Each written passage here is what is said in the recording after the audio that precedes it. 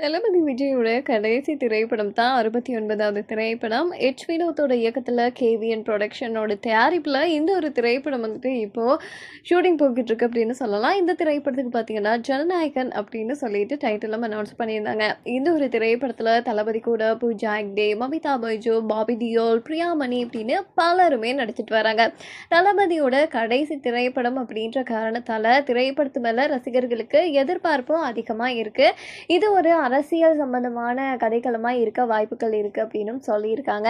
And அதே சமயம் பார்த்தீங்கன்னா, இந்த மார்ச் மாதம் 24ஆம் தேதி ஜனநாயகன் திரைப்படத்துலேருந்து முக்கியமான அறிவிப்பு வெளியாகுது அப்படின்னு சொல்லியிருந்தாங்க. ஸோ அந்த அறிவிப்பு என்ன அப்படின்றத ஆல்ரெடி நம்ம ரசிகர்கள் வந்துட்டு கேட்ச் பண்ணியிருப்பாங்க. காரணம் என்னன்னா, திரைப்படம் எப்போ ரிலீஸ் ஆகும்னு சொல்லாமலே அது வந்து அடுத்த வருடம் பொங்கல் தான் அப்படின்னு சொல்லியிருந்தாங்கல்ல.